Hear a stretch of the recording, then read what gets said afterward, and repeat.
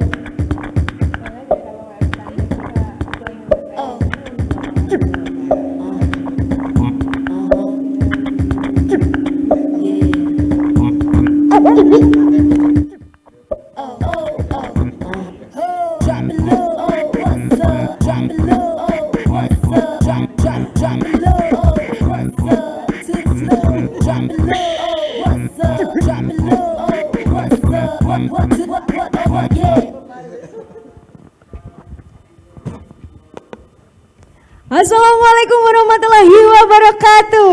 Waalaikumsalam warahmatullahi wabarakatuh. Selamat pagi dan salam sejahtera untuk kita semua. Dan hari ini masih bersama saya Putri. Dan yang pasti bersama saya Vidi. Dan pada hari kedua ini tepatnya pada tanggal 28 Agustus 2021 dalam acara Geber UMKM, Gerakan UMKM Beranjak Jember, Jember Expo 2021. Boleh tepuk tangan yang meriah secara virtual pada pagi hari ini. Dan yang pastinya luar biasa sekali hari ini 28 Agustus 2021 adalah hari kedua ya di Jember Expo 2021. Dan tentunya kami ucapkan selamat datang kepada Kepala Perwakilan Bank Indonesia Jember Bapak Hestu Wibowo. Dan juga kami ucapkan selamat datang kepada Kepala OPD dan instansi vertikal sesekar Kijang serta pimpinan perbankan atau yang mewakili. Dan tidak lupa juga kami ucapkan selamat datang kepada Bapak atau Ibu pelaku UMKM dan pegiat pariwisata serta Bapak atau Ibu undangan serta seluruh hadirin di webinar ini.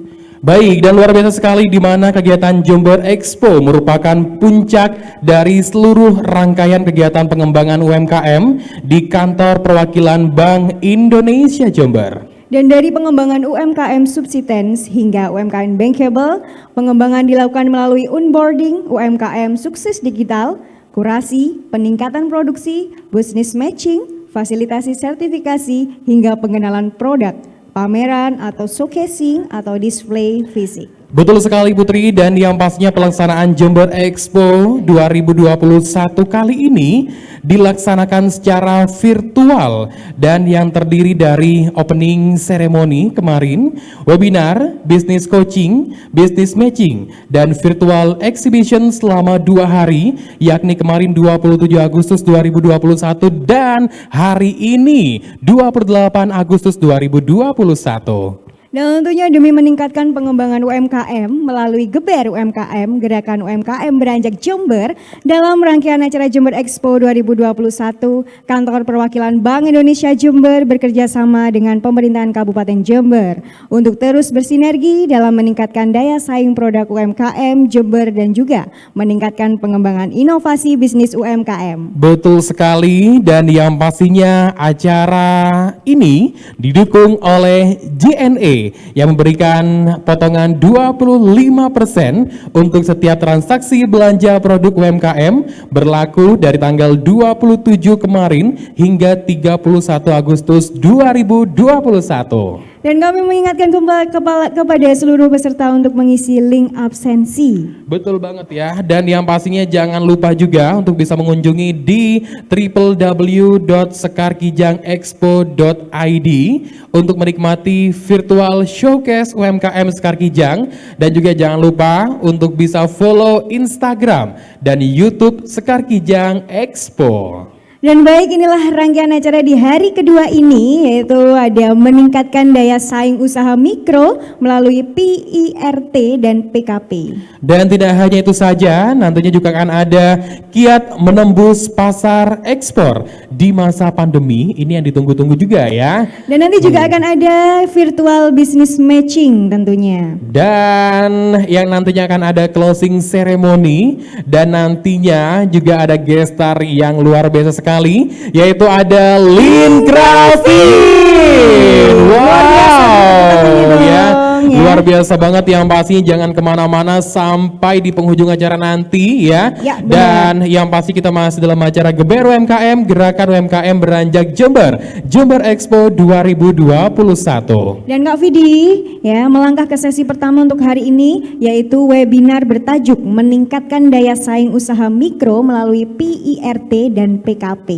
Dan tentunya yang telah menghadirkan pembicara yang sangat luar biasa kali ini. Betul sekali, dan tidak hanya itu saja, yang pastinya akan dipandu dengan moderator yang tak kalah luar biasa, yaitu beliau seorang radio announcer di Pro 1 RRI Jember dan sekaligus broadcasting edukator, dan beliau adalah seorang duta pariwisata Kabupaten Jember atau Ning Jember pada tahun 2004 ya.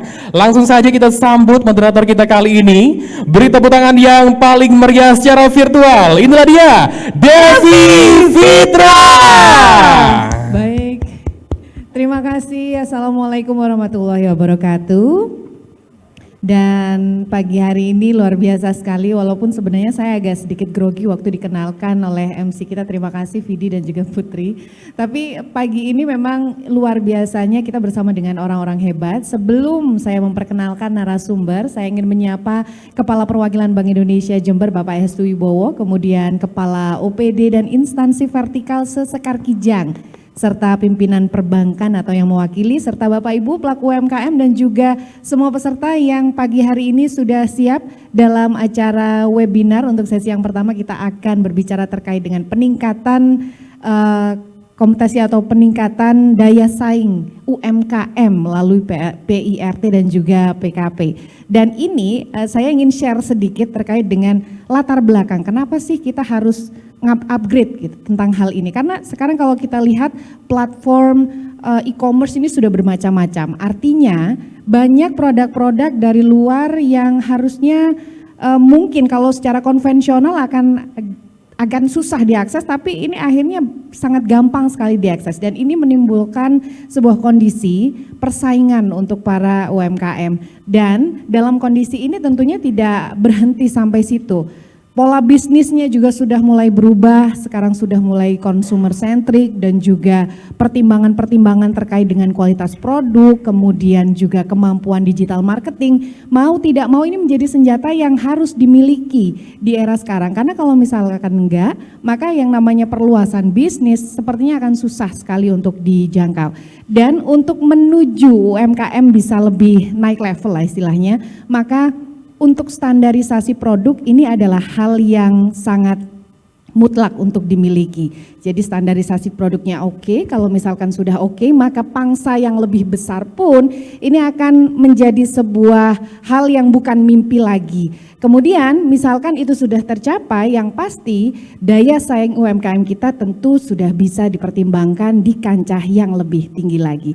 Dan untuk memperdalam terkait dengan hal tersebut, saya akan langsung memperkenalkan dua narasumber kita pagi hari ini yang sudah siap untuk berbicara lebih dalam. Kita akan nanti share lebih banyak lagi, diperdalam lagi agar UMKM benar-benar bisa naik kelas lebih oke lagi. Yang pertama saya perkenalkan, beliau adalah Bapak Arif Cahyono, beliau adalah Kepala Dinas Penanaman Modal dan Pelayanan Satu Pintu. Selamat pagi, Assalamualaikum Bapak.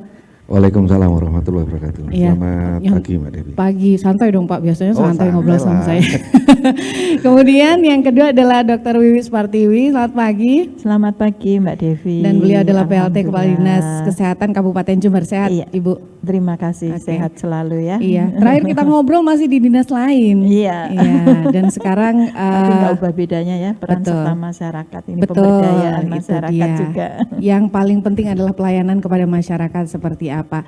Dan untuk teman-teman yang ada di rumah, ini saya share terlebih dahulu seperti apa alurnya. Jadi nanti akan ada sosialisasi terlebih dahulu terkait dengan PIRT, kemudian kita akan jeda sebentar, kemudian nanti akan disambung dengan materi yang akan disampaikan oleh Bu Dokter, Kepala Dinas Kesehatan Kabupaten Jember, baru nanti akan ada sesi tanya jawab. Jadi dari sekarang apabila pada saat nantinya ada pertanyaan-pertanyaan yang ingin disampaikan, silahkan nanti di kolom chat akan diakomodir oleh teman-teman, nanti kita bacakan di sesi akhir. Jadi pertanyaannya nggak usah nunggu sampai selesai, misalkan ada nanti akan langsung diakomodir, nanti kita akan coba bahas sebagai sebuah pendalaman kita.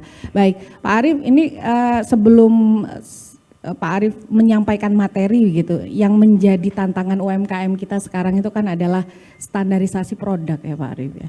Dan ini kalau ada nggak Pak semacam data gitu, kalau di akumulasi lebih banyak yang udah sadar apa belum Pak untuk mengejar terkait dengan standarisasi produk sehingga untuk bisa naik level UMKM kita? Ya, ini memang jadi tantangan kita semua Mbak Devi. Kalau jumlah UMKM di Kabupaten Jember ini ribuan, hampir 11.000 yang terdata. Ya. Hanya rata-rata mereka masih belum banyak yang memenuhi standar kelayakan untuk next level. Oke. Salah satu contoh adalah bagaimana mereka memahami pentingnya PRT. Jadi izin produksi untuk pangan ini. Kenapa menjadi penting bagi mereka? Karena mereka tidak akan bisa naik kelas apabila mereka tidak memenuhi standar itu. Salah satunya tidak bisa memasuki pasar-pasar di industri pasar modern, ya, di mall dan sebagainya. Apabila tidak memenuhi persyaratan ini, oleh karena itu kerja keras kita satu, bagaimana agar supaya MKM ini bisa memenuhi standar ini. Kemudian yang kedua, harus kita naikkan lagi dari UKM menjadi IKM, usaha kecil menengah menjadi industri kecil menengah.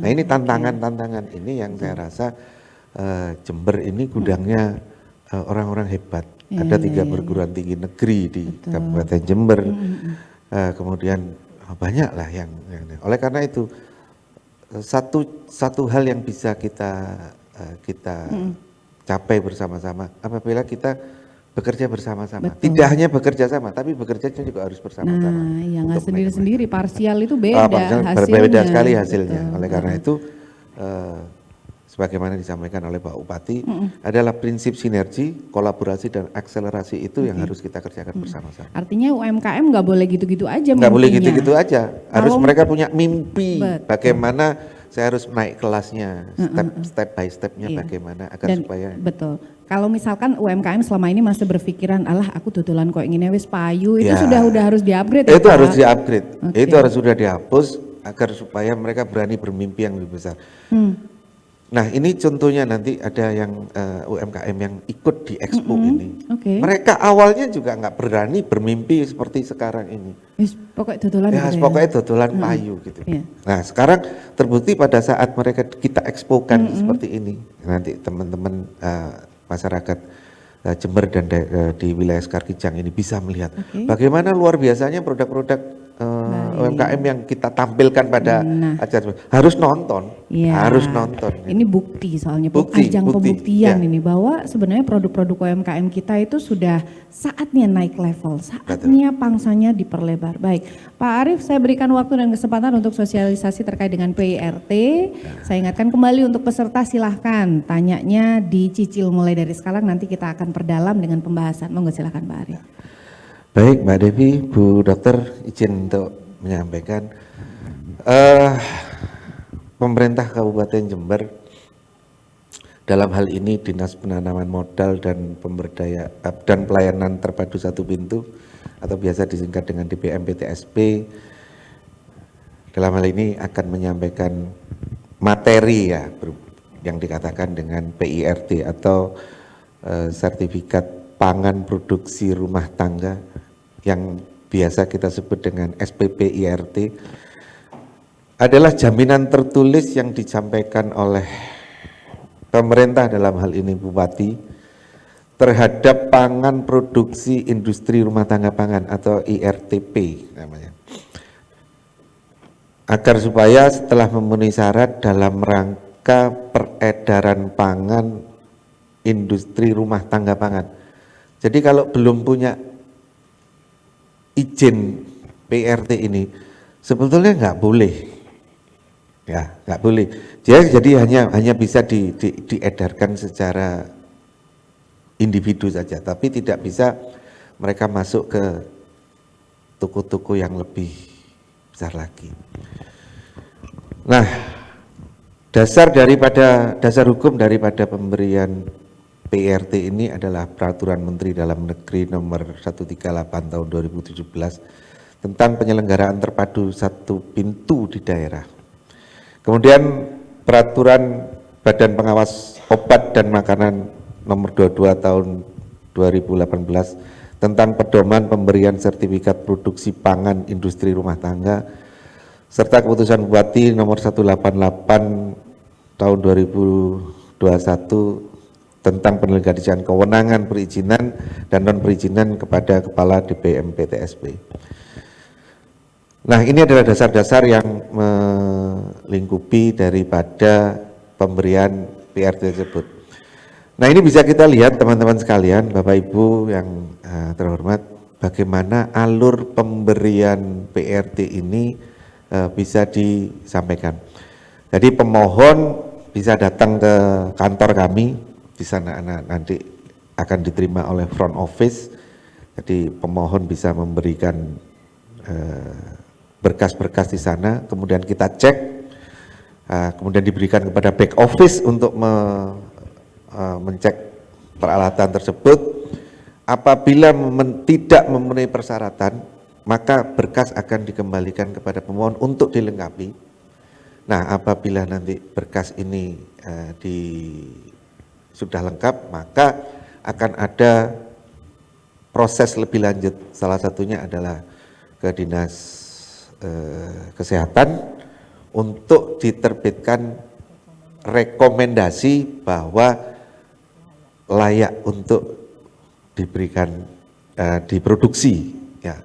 Bagaimana dia nanti dicek, nanti Bu Wiwi akan menjelaskan lebih lanjut, dicek bagaimana proses produksinya, kesehatannya, kebersihannya dan sebagainya. Nah, setelah itu, setelah rekom dari Dinas Kesehatan ini turun kepada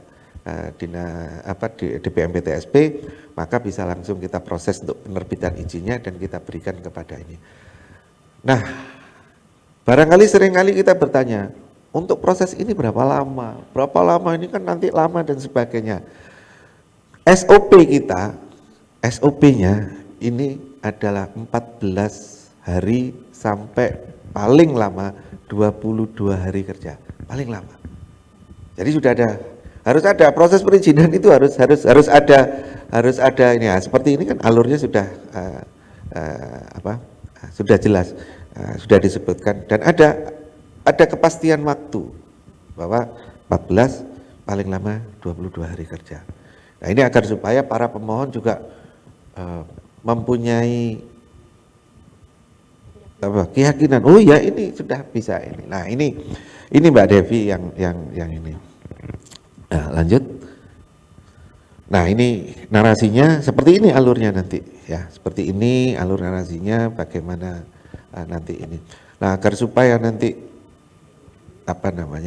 nanti kalau mau cepat gini, datang langsung. Jangan pakai calo. Karena semuanya ini adalah gratis. Jadi ini kewajiban pemerintah untuk melindungi, salah satu kewajiban pemerintah untuk melindungi. Tidak ada biaya sama sekali untuk pengurusan perizinan ini. Kadang-kadang takutnya kan di situ Pak, ojo larang gitu. Nah itu mindset yang seperti itu yang harus ini. Jangan pakai calo, ya jangan khawatir dengan datang sendiri, asalkan asalkan jujur. Kalau nggak jujur nanti juga kasihan yang mensurvei, karena mensurvei nanti teman-temannya dari Bu Wiwi ini, dari Dinas Kesehatan nanti yang mensurvei. Nah, oleh karena itu berikan keterangan secara jujur, berkasnya juga seperti itu, jangan mengada-ngada dan sebagainya. Datang langsung dijamin, waktunya dijamin, kepastian keuangannya juga dijamin, tidak ada keuangan yang harus dikeluarkan. Ya, kecuali dia untuk ongkos transport dan sebagainya. Tetapi untuk penerbitan ini adalah gratis. Jadi itu yang harus dipahami oleh teman-teman. Lanjut. Nah, ini adalah persyaratan-persyaratan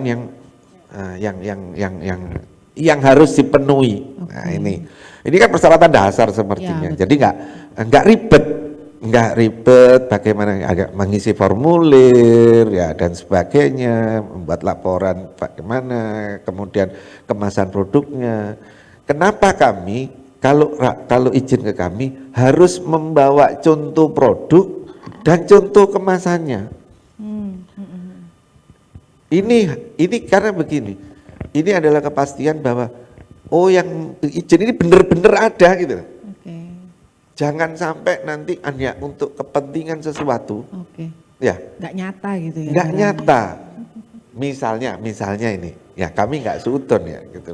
Begitu ada bantuan, ya biasanya ujuk-ujuk itu semuanya minta izin. Iya Pak, paham. Ya. Ini kayaknya masih hangat ya Pak ya? Nah, kan masih hangat itu, ujuk-ujuk minta izin semua. Tapi untuk agar supaya kita juga yakin bahwa produk ini memang betul-betul ada, maka dia diwajibkan untuk membawa contoh produk dan kemasannya juga. Contoh kemasannya itu. Nah, sehingga seperti itu. Bukan karena akan kami nikmati, bukan, karena ini untuk kepastian. Jangan suudon dulu. Iya, jangan suudon dulu nanti. Wah, ini kita mau ini. Nah, enggak, karena itu adalah untuk ini ya.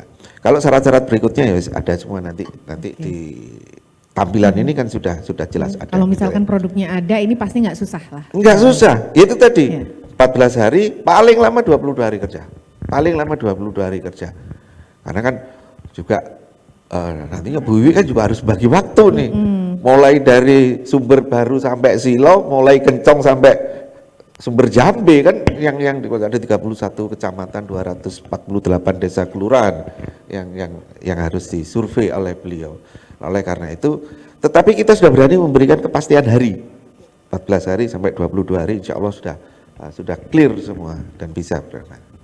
Nah, lanjut. Nah, masa berlaku, kan ada masa berlakunya juga. Kenapa ada masa berlaku? Karena sesuai dengan peraturan BPOM ini kan sudah jelas bahwa berlakunya adalah 5 tahun. Ya, kemudian setelah itu bisa dimohonkan lagi. Nah, kenapa 5 tahun? 5 tahun ini biasanya kita evaluasi. Kita evaluasi masih ada masih ini enggak. Nah, nantinya karena kalau ini sudah tidak menjadi UKM lagi, dia bisa downgrade. Ya, karena dia sudah tidak produksi, dia bisa upgrade menjadi IKM. Kalau sudah menjadi IKM, maka izinnya bukan PRT lagi. Karena sudah menjadi industri, bukan usaha lagi, sudah menjadi industri. Dan beberapa yang sudah kita tampilkan, ini sudah menjadi banyak yang menjadi IKM. Sudah banyak yang upgrade gitu ya Pak. Karena sudah menjadi industri dia. Industri. Nah, ini treatmentnya berbeda lagi sudah. Nah, treatmentnya bukan seperti ini. Nah, apabila PRT-nya sudah habis, belum diperpanjang, ini mestinya mereka nggak boleh izin edar lagi. Sudah nggak boleh ini. Karena apa? Ini kewajiban pemerintah juga melindungi konsumen juga. Melindungi konsumen juga. Jangan sampai, karena ini juga kepentingannya kepentingan ini yang dijembatani oleh pemerintah. Kepentingannya pengusaha agar pengusaha juga terlindungi secara hukum, dan kepentingan masyarakat sebagai usernya nanti, sebagai konsumennya itu juga harus dilindungi. Ini adalah dua sisi dari tugasnya pemerintah agar supaya produsennya terlindungi, konsumennya juga terlindungi. Ini bukan karena kita mau cari-cari kerjaan ini, oh kenapa sih, kok nggak seumur hidup aja? Nah itu kan. Bahaya malah, Nah, konsumen malah bahaya, yang dirugikan. konsumennya yang bahaya, ya, seperti itu. Ya, gitu. Lanjut. Nah ini salah satu contoh sertifikat PRT yang kita terbitkan. Baik. Nah ini yang akan bisa menjadi perlindungan, baik perlindungan terhadap produsen, yaitu UMKM Ya. maupun badan. Nah, Jadi ini perlu ditunjukkan juga biar teman-teman yang mungkin selama ini mikirnya saya pakai calo aja lah. Nah takutnya ada permainan dan lain sebagainya. Ini itu. yang asli seperti ini nih. Ya, yang asli nanti seperti ini. Ya, yang asli seperti ini karena ada fotonya dan sebagainya. Karena ada beberapa hal. Jadi begini, PIRT ini tidak bisa dipindah tangankan. Ya, karena begini. Produk ini, izin ini, sertifikat ini diberikan kepada individu dengan produksinya. Jadi nggak bisa, di sana juga akan disebutkan, karena nanti ada contohnya dan sebagainya, oleh karena itu mereka tidak boleh. Karena belum tentu, karena Dinas Kesehatan itu pada saat survei, itu di objek tersebut, di lokus tersebut, di orang tersebut. Nah, kalau ini orang lain, belum tentu, makanya nggak boleh dipindah tangankan, ya ada sanksinya. Oleh karena itu teman-teman tolong jangan tergiur, kan ini aku saya punya izin nih, tapi saya sudah nggak produksi, pakaiin aja sudah nggak apa-apa. Nah ini nggak boleh ya, ini nggak boleh gitu loh, karena terbitnya ini karena ada surveinya lokusnya tertentu, personilnya tertentu, oleh karena itu nggak boleh Baik. Jadi konsumen juga harus pinter ya Pak. Harus ya? pinter. Kenapa harus milih produk yang ada PIRT-nya? Karena di situ peran pemerintah akhirnya bisa mengawasi kalau misalkan produknya cul-culan, ya kalau misalkan ada apa-apa jangan nyalain pemerintah. Ya. Oleh karena itu pesan kami satu kepada para konsumen, kalau membeli produk, satu lihat kadaluarsanya. Ya. Yang kedua, ada PRT-nya nggak? Mesti mereka dicantumkan ya, Ibu Dokter ya, harus dicantumkan PRT nomor sekian. Nah itu. Nah, konsumen juga bisa ngecek ya Pak ya? Loh, ya di labelnya kan ada, dia biasanya terus dicantumkan di packagingnya itu mesti dicantumkan PRT nomor sekian, kemudian kadaluarsanya, expirednya sekian. Nah itu yang perlu dipahami oleh Baik, jadi konsumen. ini pentingnya proses-proses itu tidak hanya berkaitan dengan pendataan yang dilakukan oleh pemerintah. Ada aspek-aspek yang lebih mendalam yang menjadi pertimbangan kenapa PIRT ini menjadi sesuatu yang akan sangat menguntungkan kalau diurus, karena nantinya bisa buat ekspansi bisnis gitu ya Pak. Dan juga berbagai macam hal lain yang mungkin sekarang Anda hanya berkutat di range tertentu, tapi kalau misalkan PRT diurus dan beberapa kelengkapan lainnya juga lengkap, maka kalau misalkan pangsanya nanti mau diperlebar, maka ini akan menjadi peluang bisnis dan juga peluang ekonomi yang luar biasa untuk UMKM kita. Baik, Pak Arief matur nuwun, nanti kita akan perdalam dengan sesi tanya jawab ya Pak ya. Siap. Karena harus nyambung dengan materinya Dr. Wiwi, karena tadi sempat disinggung ini nggak bisa jalan sendirian, harus bergandengan, harus berkolaborasi. Dan kami akan kembali lagi untuk Anda setelah beberapa pesan dan juga tayangan berikut ini.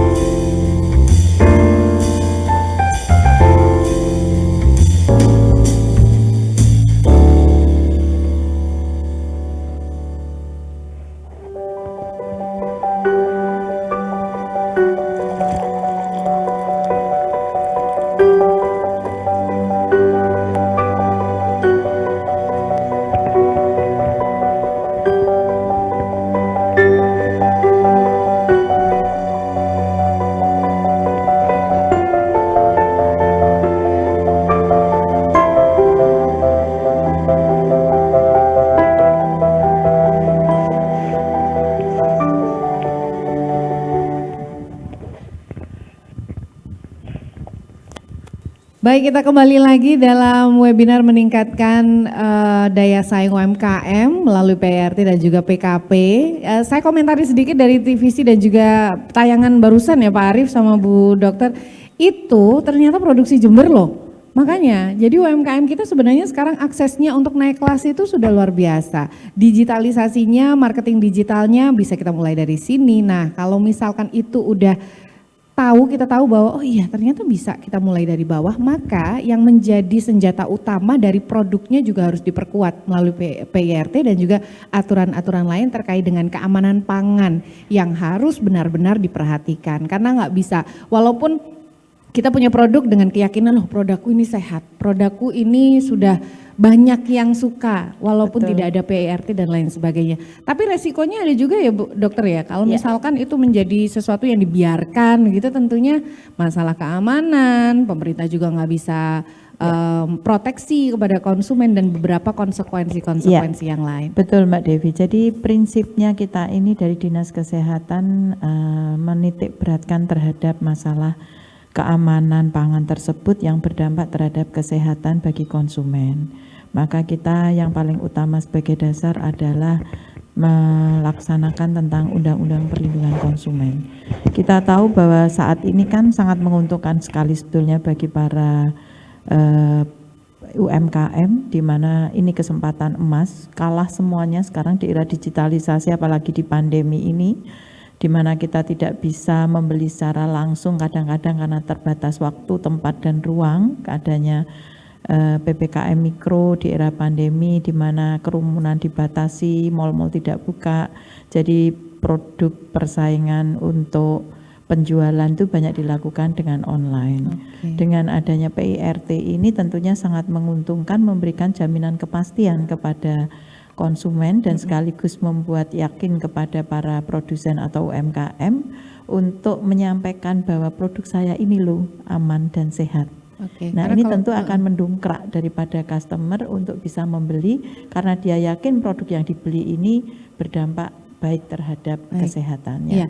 Salah satu tujuan kita bersama pada kesempatan pagi hari ini sebenarnya ingin memberikan keyakinan gitu, edukasi kepada masyarakat dan betul. para konsumen ataupun produsen bahwa dalam membuat produksi olahan pangan ini harus mempunyai standar yang menjamin keamanan gitu. Dan ini saya nanti menyambung karena Pak Arief sudah memberikan syarat kepada masyarakat. Tentunya saya harus menjalankan, kami dari Dinas Kesehatan itu fungsi dari pengawasan, pembinaan agar persyaratan-persyaratan yang dikehendaki untuk menerbitkan PIRT ini bisa diterbitkan dengan baik. Itu tentunya. Ya, jadi yang harus digarisbawahi teman-teman yang sekarang ikut webinar, tidak ada yang susah kalau misalkan mau dijalani sendiri karena kemudahannya tadi sudah disampaikan. Kemudian kalau misalkan udah dikantongi, ini akan ada peluang-peluang yang lebih besar yang menanti dan ini nanti konsekuensinya juga konsekuensi ekonomi begitu.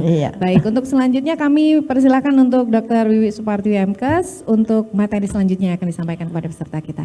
Baik, terima kasih Mbak Devi. Mohon izin ya Pak Arief, kami menyampaikan tentang keamanan pangan karena ini merupakan salah satu tugas kami dari Dinas Kesehatan dalam hal memberikan edukasi, kemudian monitoring, pengawasan dan pembinaan kepada masyarakat dari sisi pangan yang sehat.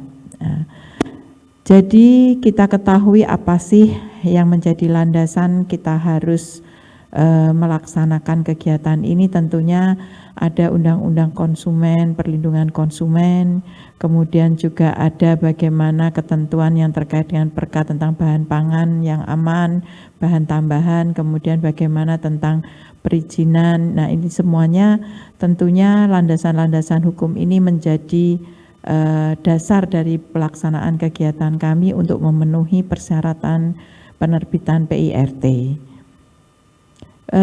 Kita tahu bahwa pangan ini berdasarkan dari Undang-Undang Nomor 18 Tahun 2012 bahwa yang dimaksud pangan ini adalah segala sesuatu, baik itu sumbernya dari nabati, kemudian dari olahan pertanian, perkebunan, kehutanan, perikanan, peternakan, yang artinya semua bahan makanan itu dan minuman yang dikonsumsi manusia itu akan mempunyai bahan tambahan pangan bahan baku pangan dan lainnya yang digunakan dalam proses penyiapan, pengolahan sampai dengan pembuatan makanan dan minuman.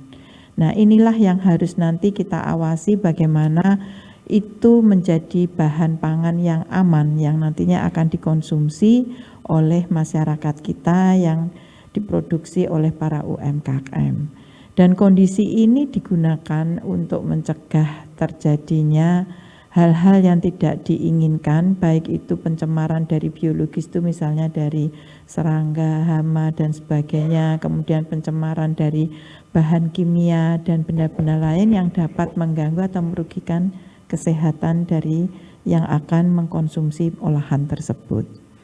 Dan ini juga diharapkan nantinya tidak akan bertentangan dengan yang persyaratan agama, keyakinan maupun budaya masyarakat yang ada sampai saat ini. Dan yang kita ketahui bahwa kunci keamanan pangan ini ada beberapa hal yang harus kita perhatikan, yaitu mulai dari bagaimana sistem pengolahannya, kemudian bahan tambahannya, kemudian juga bagaimana karyawan ataupun UMKM itu melaksanakan proses produk pengolahannya sampai dengan menjaga sarana prasarana yang digunakan mulai dari air bersihnya, kemudian dapur pengolahannya. Nanti itu kita akan amati pada proses visitasi atau kunjungan di saat melakukan upaya-upaya sebelum penerbitan rekomendasi dari Dinas Kesehatan. Nah, 5 kunci inilah nanti yang harus diperhatikan oleh para UMKM, terutama pada saat membuat atau memproduksi pangan olahannya. Misalnya bagi karyawannya dipastikan sebelum dia melakukan kegiatan, sesudah dia harus mencuci tangan dengan air yang mengalir, dengan air bersih, kemudian juga harus pada saat dia melakukan kegiatan tersebut tidak batuk atau bersin ataupun mungkin mengeluarkan ingus itu di depan dari produk makan olahannya.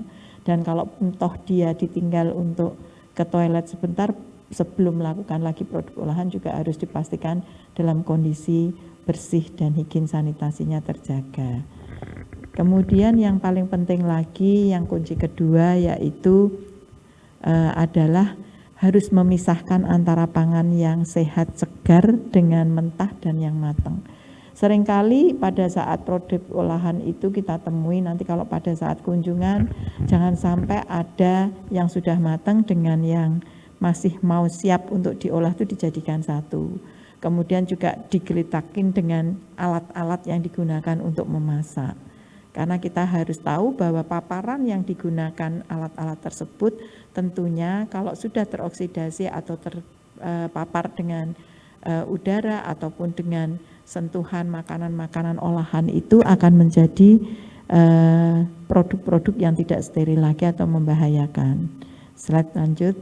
Jadi disinilah nanti kunci memasak dengan benar itu seperti yang kita ketahui bagaimana upaya-upaya kita menggunakan suhu memasak yang baik, memisahkan mana yang harus didulukan harus dengan tingkat kematangan yang cukup, kemudian juga merebusnya bagaimana, kemudian kita juga harus menggunakan zat pewarna, perasa, itu harus memang benar-benar yang digunakan untuk makanan, bukan bahan makanan tambahan lain, misalnya bahan tekstil digunakan untuk bahan warna makanan, kemudian bahan pengawet yang seharusnya tidak untuk makanan misalnya formalin, boraks dan sebagainya untuk menambah kekenyalan itu tidak lagi digunakan. Kalau kita sudah tahu standar-standar itu kita yakin bahwa kita akan memproduksi makanan yang sehat bagi konsumen. Jadi, kemudian yang keempat yaitu harus pada suhu yang aman. Kadang-kadang ada olahan-olahan bagaimana itu makanan yang dingin atau frozen food, kemudian juga pengolahannya bagaimana itu harus terjaga pada suhu yang baik. Setelah produk itu matang harus dibiarkan pada suhu kamar berapa menit. Itu harus ada standar-standar yang mana tidak bisa kita abaikan karena akan mudah terjadinya pembusukan ataupun tidak awet yang nantinya akan membahayakan apabila kita makan.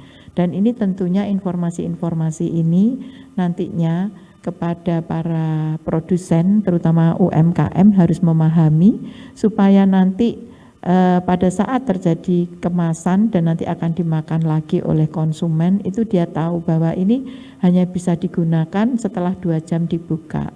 Oh, ini bisa digunakan setelah pada suhu yang diambil dari dingin ke suhu kamar berapa yang harus ditetapkan. Nah, dibiasakan pada susu frozen itu bisa di bawah 5 derajat. Kemudian juga menggunakan air bersih yang mengalir dan bahan baku yang aman ini tentunya harus kita ketahui bahwa produk yang untuk mencuci ini juga air yang mengalir, bukan air yang bengenang yang biasanya memudahkan kita untuk terjadinya infeksi. Sering kita ketahui pada proses-proses ini nanti akan menyebabkan misalnya gangguan pencernaan, tertularnya infeksi hepatitis dan sebagainya, itu karena kita tidak menggunakan air yang mengalir. Tempat untuk mencuci dan mengolah itu hanya cukup dengan hanya dikopiok kemudian tidak mengalir, akhirnya terjadilah proses-proses yang tidak kita harapkan dari bakteri-bakteri yang ada. Terutama olahan-olahan yang nantinya untuk hati-hati untuk menggunakan bahan yang berbahan sayur-sayuran. Karena di situ yang sering kita jumpai kadang-kadang ada ulat. Nah, bagaimana cara mengolah yang baik dan benar? Tentunya nanti para produsen ini akan mengetahui harus dibersihkan benar, kemudian juga kalau diperlukan dengan menggunakan garam, karena biasanya ulat-ulat kecil itu akan mati kalau kita menggunakan fasilitas-fasilitas yang benar dan baik. Nah, untuk itu kami mohon hindarkan semua barang-barang berbahaya dari paparan biologi, kimia, fisik, dan bahaya yang lain. Biologi itu dimaksud adalah serangga, hama, seperti itu. Kalau bahan kimia kita sudah tahu ada bahan pengawet, perasa, maupun bahan-bahan yang digunakan untuk yang tidak semestinya digunakan untuk bahan makanan.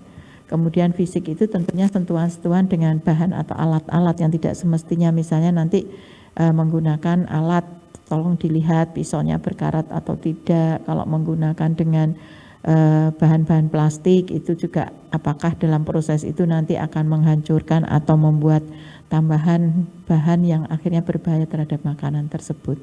Itulah yang harus diperhatikan, dan ini tentunya berpengaruh terhadap proses-proses yang harus diinformasikan kepada seluruh karyawan, mulai dari pengolahan dan pengadaan produk. Kita harus memilih dari produk-produk yang memang sudah baik, misalnya yang bahan-bahan yang segar, yang tidak disimpan sudah cukup lama. Nah, itu kita juga harus mulai penyimpanannya. Kalau itu sudah produknya skala besar, mulai first in first out, mana yang beri dulu, keluarkan dulu. Jadi penataannya juga harus baik. Kemudian apakah disimpan dengan suhu yang cukup tinggi, ataukah hanya disimpan suhu kamar, ataukah bahan itu harus disimpan di suhu yang memang diperlukan suhu beku atau suhu dingin. Nah, ini harus diperhatikan. Kemudian kita juga harus memperhatikan semua itu, mulai dari proses pengadaan, penyimpanan, pengolahan. Habis itu kalau sudah diolah, produk ini akan di-packaging, kemudian bagaimana pendistribusiannya. Dan jangan lupa yang kami sampaikan kepada para UMKM atau produsen, pada saat nanti mengemas, tolong seperti tadi disampaikan ada isi atau kandungan daripada produk itu. Misalnya kita membuat sambal pecel nih, apa aja sih bahan yang dibuat di situ? Ada kacangnya, ada cabenya, ada gula, garam. Untuk memastikan dan meyakinkan kepada konsumen bahwa yang dibuat itu tidak mengandung bahan-bahan yang berbahaya. Nah, itu akan lebih baik, dan biasanya saat ini konsumen pun sudah pinter. Dia akan melihat nutrifak kandungan yang ada di situ apa saja. Kemudian yang kedua, dengan adanya produk tadi yang telah disampaikan oleh Bapak Arief, bahwa adanya nomor PIRT itu akan menambah secara legal bahwa sudah dijamin keamanannya dan sudah pasti bahwa itu diproduksi dengan baik dan benar. Itu.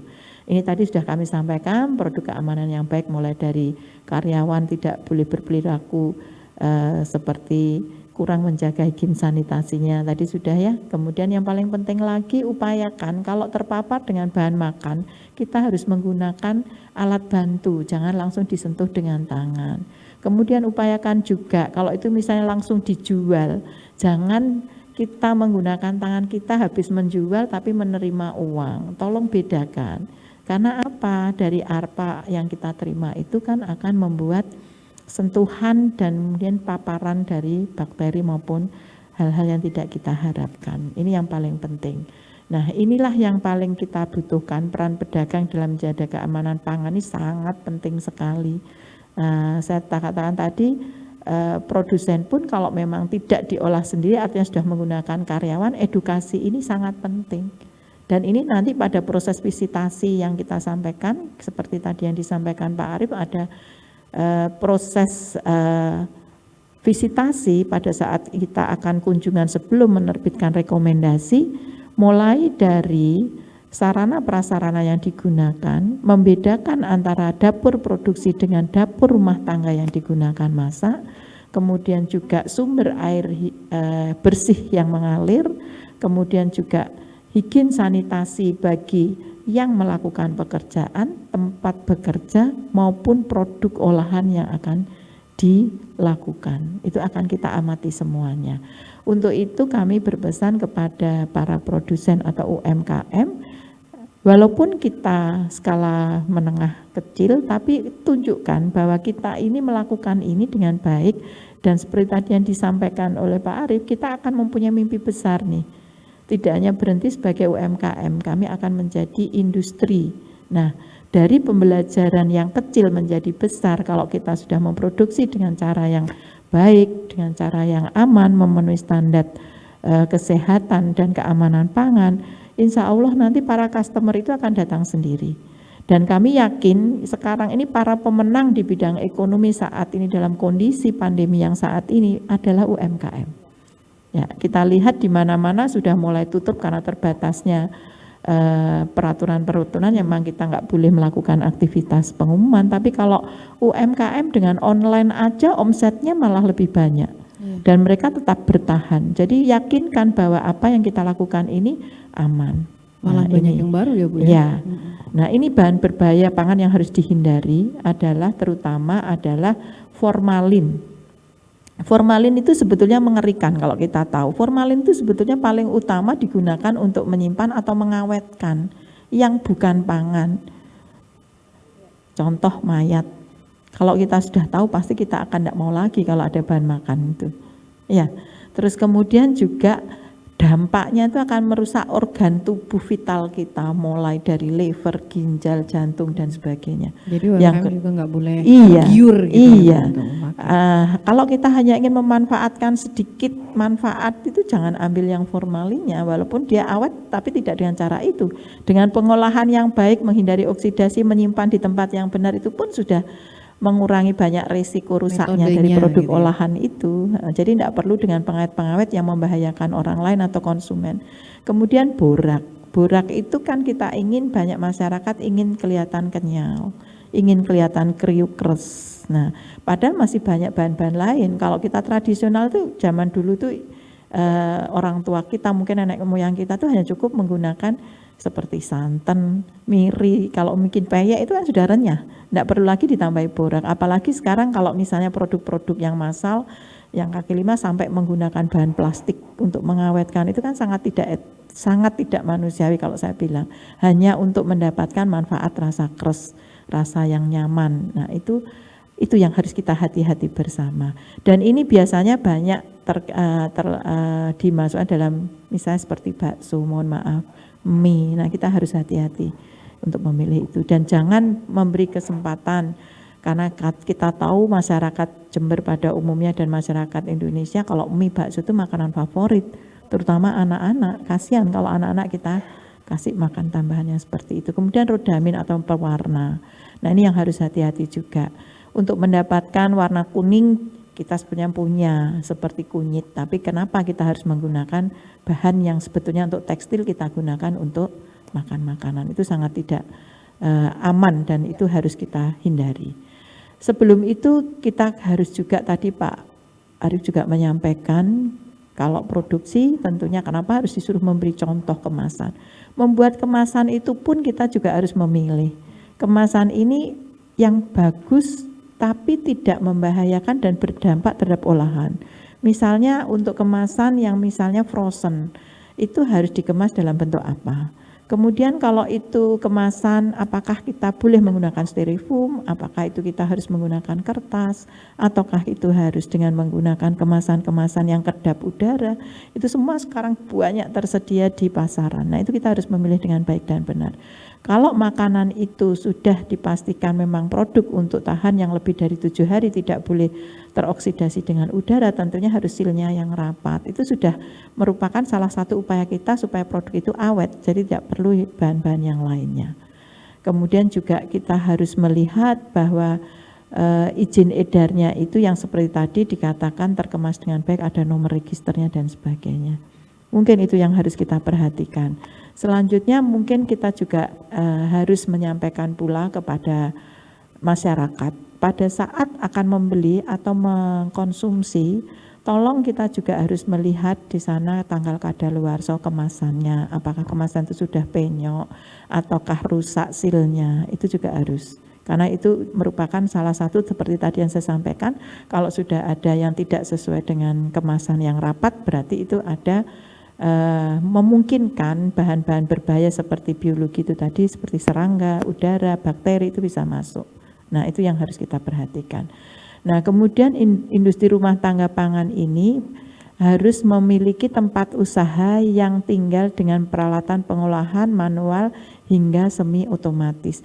Ini tadi yang saya sampaikan, nanti akan dilihat semuanya di dalam visitasi, dan kita sudah punya program inovasi dalam upaya percepatan. Kalau kemarin SDM kita terbatas, kemarin kita sudah berupaya dari Dinas Kesehatan itu melakukan OJT kepada seluruh teman-teman yang ada di wilayah puskesmas yang tadi disampaikan Pak Arief, ada 31 kecamatan, 248 desa dan kelurahan.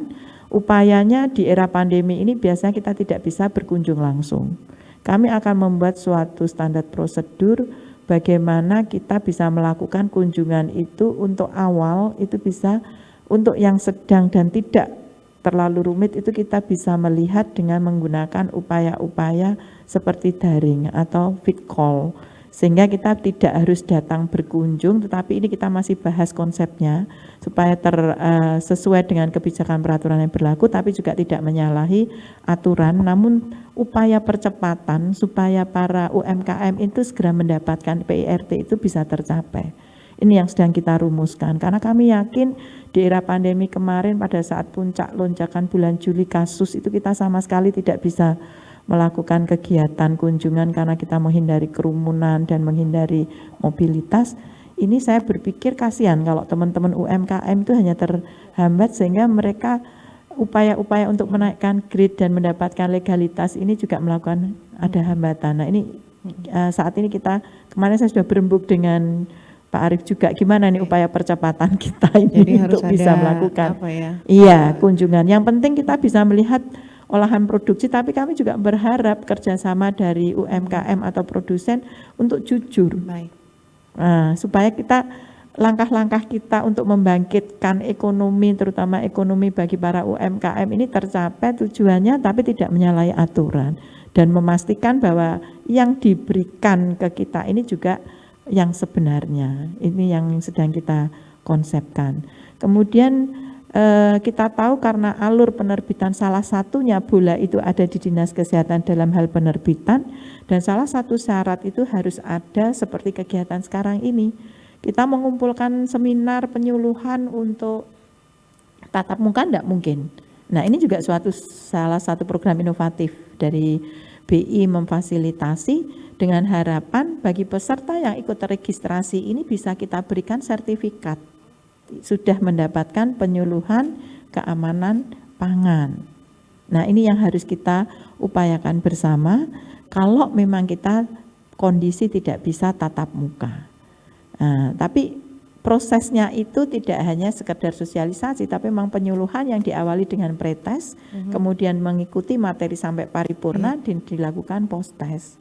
Baik. Nah, setelah mereka lulus dari itu, kita bisa menerbitkan sertifikat telah mengikuti penyuluhan keamanan pangan yang nanti menjadi salah satu syarat untuk memohon kepada Dinas Kesehatan menerbitkan rekomendasi.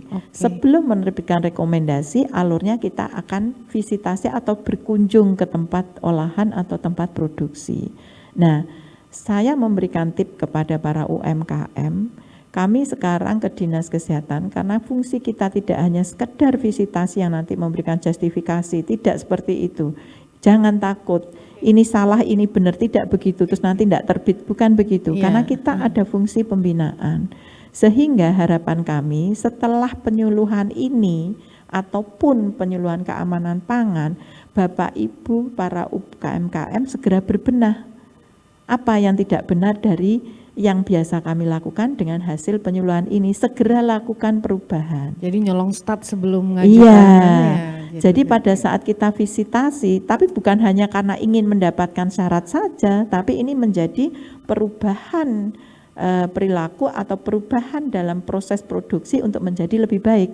Yang nantinya goalnya menjadi keamanan pangan bagi masyarakat. Karena kita tahu visinya, saya tidak hanya ingin mendapatkan PRT aja, tapi saya ingin produk saya ini adalah terpercaya dan menjadi makanan yang menjadi aman bagi masyarakat. Sehingga pada saat datang, kami berharap pisahkan dulu dapur produksi dan dapur rumah tangga, nggak boleh jadi satu. Ya, ini biar nanti lebih gampang, visitasinya juga lebih smooth, tidak ada kendala-kendala. Tapi kalaupun ada hal-hal mungkin yang menjadi evaluasi yang harus dipahami oleh pelaku UMKM, teman-teman dari Dinas Kesehatan ini nggak menjustifikasi, justru akan ada pendampingan juga. Fungsi pembinaan, baik. Dan juga beruntunglah untuk teman-teman yang mengikuti webinar kali ini ya Bu Dokter ya. Karena ini bisa menjadi bekal. Nanti kita ikuti pematangan lagi kata konsep dengan teman-teman di Dinkes, apabila dia sudah melakukan webinarnya, apakah dia layak untuk diterbitkan sertifikat? Apakah nanti akan diikuti pretest post-test dengan cara daring, nanti akan kita konsepkan bersama. Harapan kami semua itu dipermudah, nggak ada yang sulit. Tetapi tolong ini tidak hanya sekedar syarat. Kami ingin ada perubahan yang benar-benar menjamin keamanan produksi tersebut. Karena gain-nya atau goal akhirnya itu adalah produknya yang terstandarisasi. Bukan hanya keluar izin itu kemudian ya wes lah pokoknya izinnya gampang. Untuk bangga-banggaan karena kita punya PIRT dan hanya untuk sekedar bahwa saya bisa istilahnya menjual di gerai-gerai resmi yang karena sudah punya izin, tapi benar-benar ada niatan yang baik dari kita semua bahwa upaya-upaya ini memang untuk branding kita, menjaga keamanannya itu. Artinya kalau misalkan alurnya diikuti dengan benar, prosesnya dilakukan dengan jujur, maka yang terjaga adalah kualitas produknya. Ini yang kita akan jaga, dan mudah-mudahan teman-teman UMKM juga lebih bisa memahami itu, bahwa konsumen ini sekarang udah semakin pintar. Kalau misalkan kita hanya mengakali saja biar dapat PRT, kontinuitasnya apa kabar nanti? Baik, sebelum nanti kita jawab pertanyaan yang sudah masuk Bu Dokter dan juga Pak Arief, mohon izin kita akan saksikan beberapa tayangan-tayangan menarik, dan ini juga merupakan UMKM lokal yang sudah terasa benar-benar siap untuk naik kelas, dan saya yakin yang lain juga sudah siap untuk naik level ke yang lebih baik lagi. Kita kembali lagi setelah tayangan berikut ini.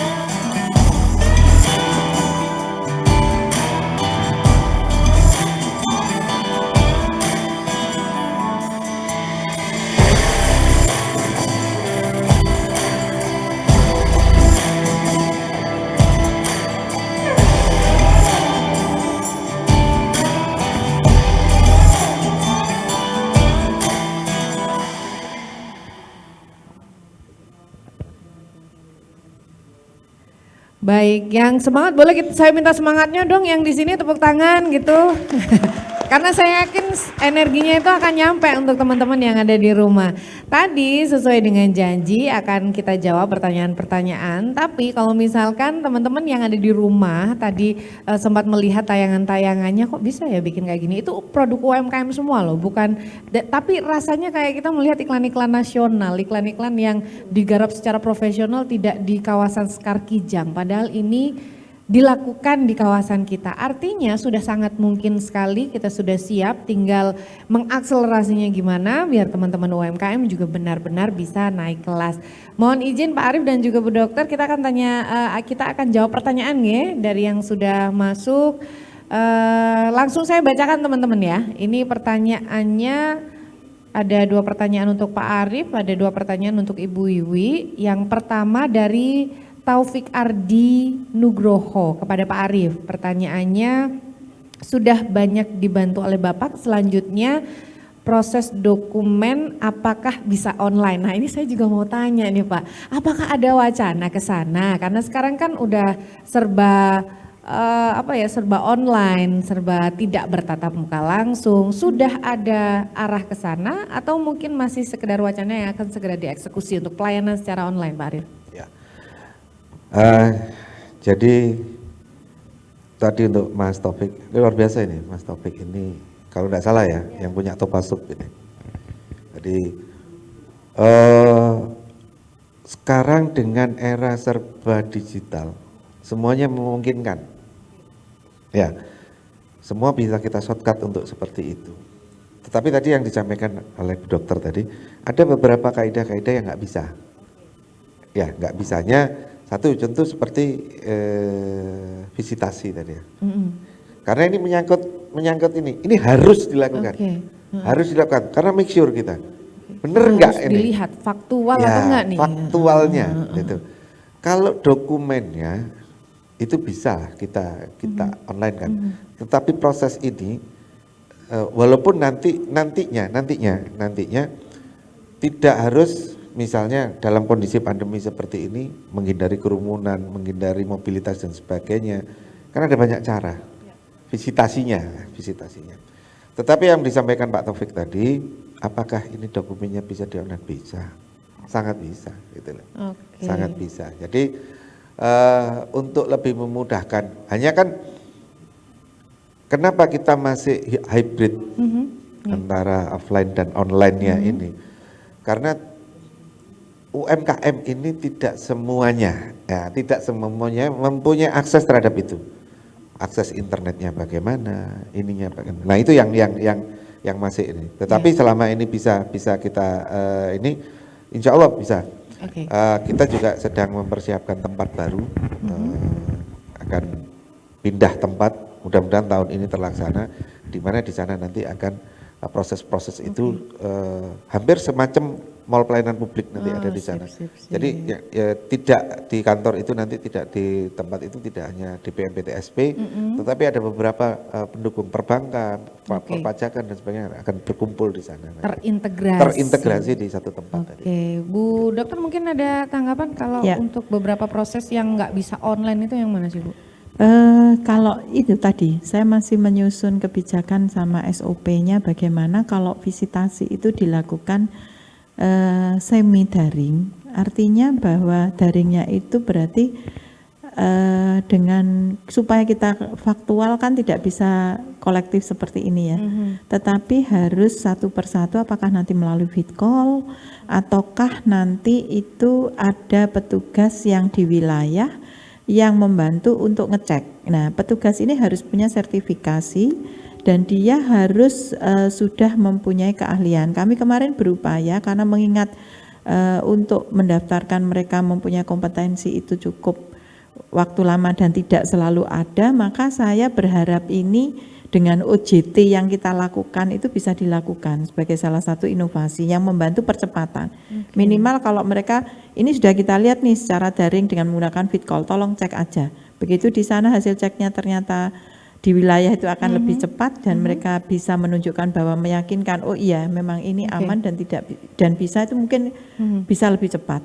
Terus yang kedua saya menginginkan seperti tadi sampaikan Pak Arief, mungkin dengan komunitas-komunitas, karena teman-teman yang UMKM tidak mempunyai fasilitas digital, maka membantu teman yang satu komunitasnya untuk upaya bersama pengurusan secara kolektif. Oke. Itu. Ya, Terus itulah kemudian pentingnya. penyuluhan pangannya juga dibentuk sendiri, jadi tidak usah nunggu undangan dari Dinkes. Oke, baik. Nah, itu mungkin upaya percepat. Saya lihat sekarang sudah banyak yang peduli seperti itu. Jadi mereka ngumpulkan 30, 40, 50, bahkan mungkin mereka sudah mempunyai tempat tersendiri. Jadi kita tinggal datang, itu akan malah lebih cepat daripada menunggu jadwal gitu. Jangan nunggu bola, tapi jemput Iya, bola. iya. Mungkin Baik. itu yang bisa dibantu oleh teman-teman Siap, koordinator UMKM atau apa itu untuk upaya percepatan. Yang bisa diyakinkan kepada teman-teman UMKM bahwa arah ke sana itu pasti ada. Untuk Iya. mempermudah pelayanan kepada masyarakat itu pasti ada. Ini juga sebagai suara dari masyarakat ya Pak Arief. Siap. Jadi di bawah nanti siapa tahu bisa benar-benar dieksekusi untuk memberikan pelayanan yang lebih jos Ya. lagi untuk teman-teman UMKM. Kita lanjut ke pertanyaan selanjutnya nggih.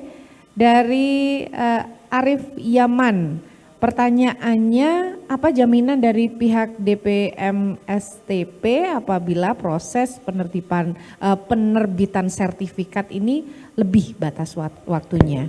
Jadi SOP-nya, kemudian SOP yang berlaku apakah PIRT-nya ini berlaku untuk semua jenis produk, terutama apakah berlaku juga bagi produk non konsumsi seperti souvenir dan sejenisnya? Pak Arief Ya. silakan. Terima kasih Mas Arief Yaman, DPMPTSP. Baik. Ya, jadi itu DPMSTP, Balik. DPMPTSP.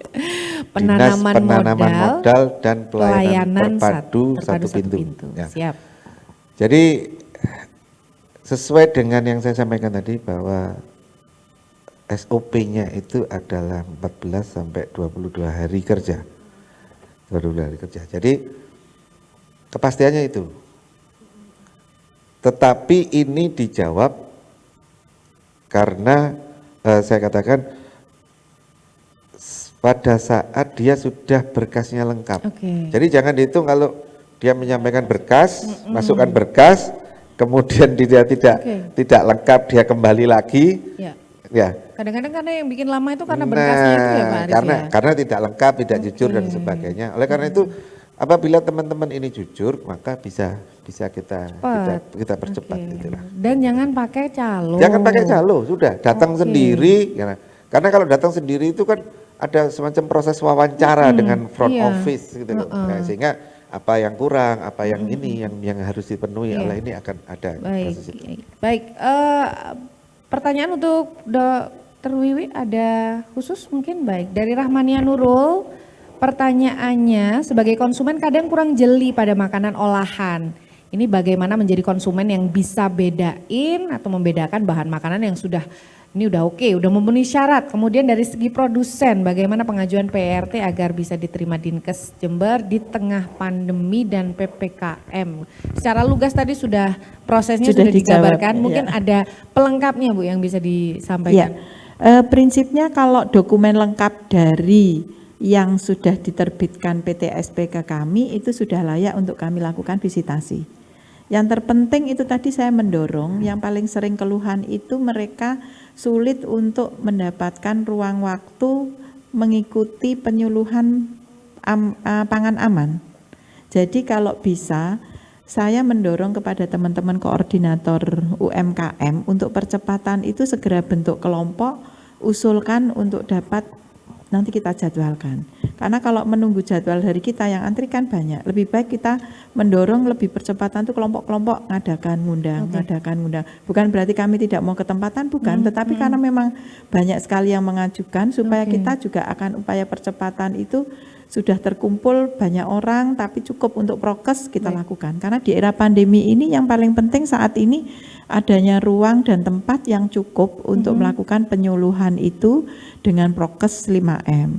Kemudian dari situ nanti terbit segera sertifikat dan itu sebagai lampiran PTSP untuk mengajukan rekomendasi.